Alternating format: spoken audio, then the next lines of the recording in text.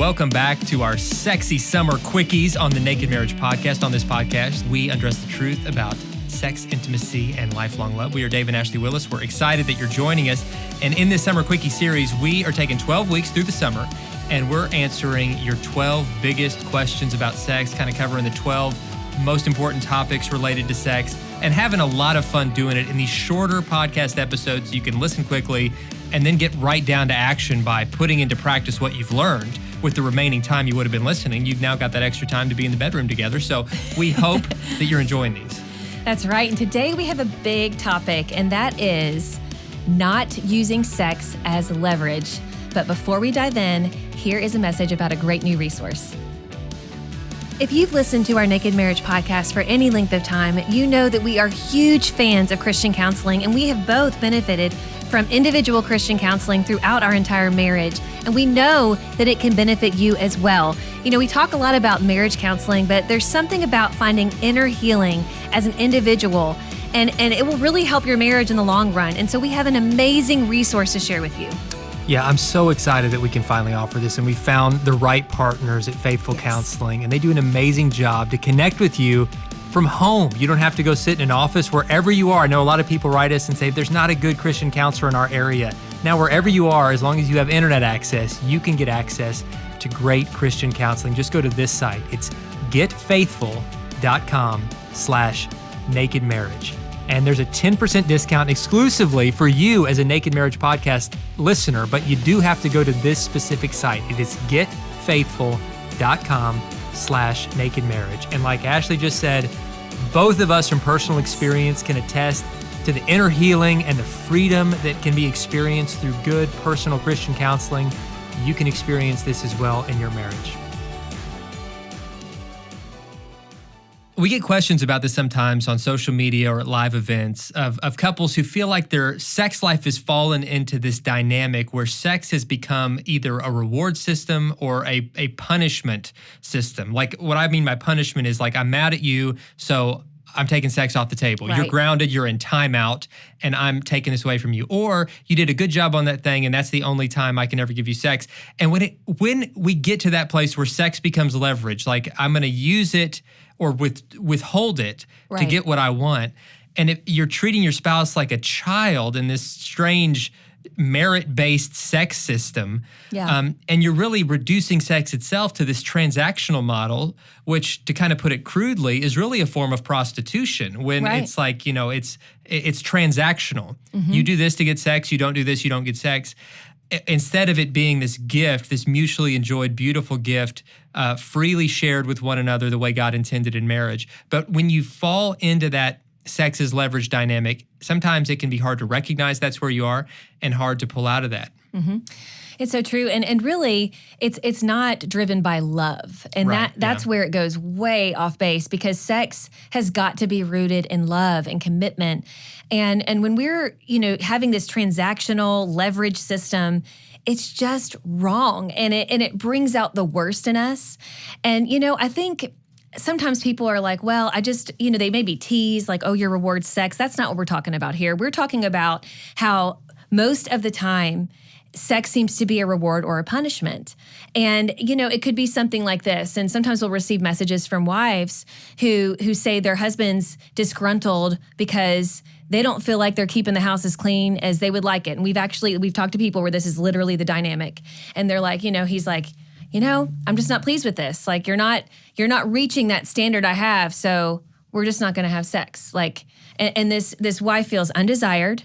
This wife feels unloved, and it becomes this very cold place. And so whether or not he realizes it, it's like he's just holding back from her. It's like this act of withholding and not really embracing your spouse and just trying to make them, feel punished. Like, I'm not going to show you that I love you because I'm not happy with you. And that's just toxic. On the flip side of it, it could be something like a wife like, well, you're not talking to me enough, and so I'm not going to have sex with you. That's just never okay. I know we've talked a lot on this podcast about how women in general, when it comes to intimacy, it really starts with those conversations. And it's just for men as well. But that's where we feel loved and connected, and that eventually leads to sex. And so, it is a need that we have, maybe even as great as the need that men tend to have. And this is generalities that we're speaking here. So it may be a little bit different for you in your particular dynamic. But, men have this great need for sex.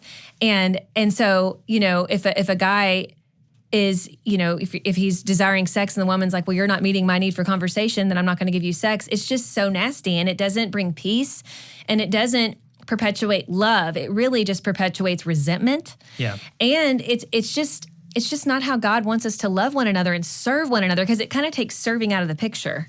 And serving is the heart of every healthy marriage. And serving is also the heart of every healthy sex life in marriage, that you're selflessly saying, how can I serve my spouse's needs? And yes, you have needs too, and those are important.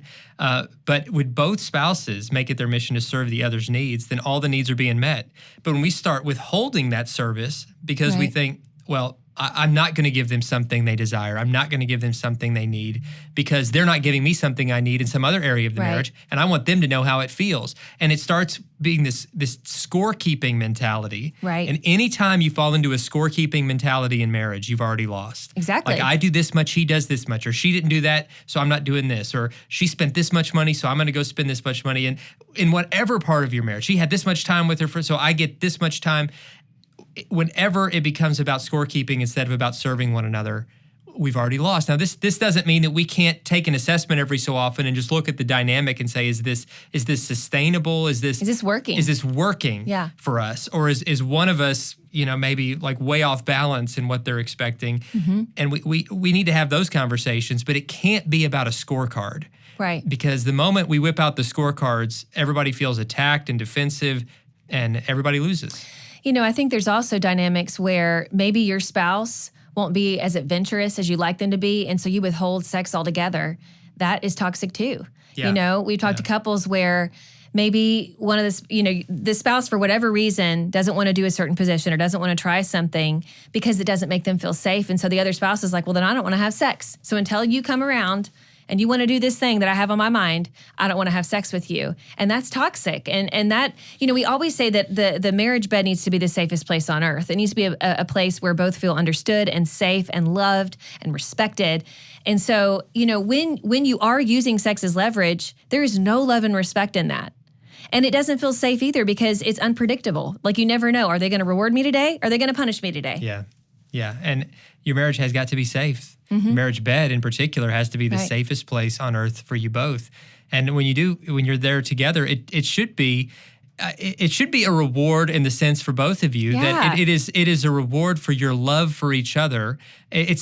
Maybe reward isn't the best word, but it's part of the gift that comes with your love and commitment to one another. And it's a gift that should be shared freely and often. It's not a gift that runs out if you do it too much. It's not a gift that is in finite supply. It's an endless supply, and it's something that you can always enjoy together, and it's going to recharge your marriage when you do it. And it's really all about serving. I know we talked on here before about chore play, about those little acts to kind of take things off each other's plate. But, on the flip side of chore play, if they aren't doing those things, please don't punish them by not having sex, okay? Right. Like, if your husband didn't do the laundry and fold it and put it away, like, don't not have sex because of it. Like, maybe you're annoyed, but that's no license to say, like, well, then we're not making love tonight. You were looking at me very specifically during that example. So I want to commit to folding better and oh my goodness, putting away with more of a happy heart.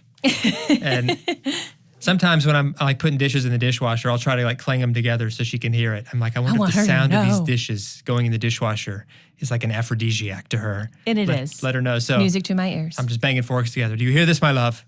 This is the sound of our foreplay song. So yeah, you got to have fun. You have to serve each other. Don't use it as leverage. And if you're in that dynamic, just maybe admit it and kind of apologize. Say you're sorry. Yes. Apologize. Give each other a lot of grace to say, I didn't mean for us to fall into this dynamic, but listening to this today was a little bit of a wake-up call for me to take an honest self-assessment and realize I've kind of done that. I've fallen into that dynamic, and I don't want that to be where we are. I don't want our sex life to be defined by this kind of reward and punishment-based transactional system, but instead, I want it to be a gift that we share freely and often, and I want to recommit to that today. Thank you all so much for listening to yet another Sexy Summer Quickie, and we hope you tune in next time. Bye, guys. Hey friends, we want to tell you about a brand new podcast on our network, and that is the Real Marriage Podcast with Mark and Grace Driscoll. They are the real deal. You are going to want to subscribe to this podcast. Dave's going to tell you more about it. That's right. The XO Podcast Network family is growing in a big way because Mark and Grace Driscoll are two of our favorite Bible teachers. They've just become friends and part of the XO family through being part of the live events, and I am absolutely thrilled that they are joining this network, and they're going to be sharing their marriage teaching and Bible teaching with us and with people all over the world. So check out the Real Marriage Podcast. Anywhere you get your podcast, you're going to learn a lot from Mark and Grace.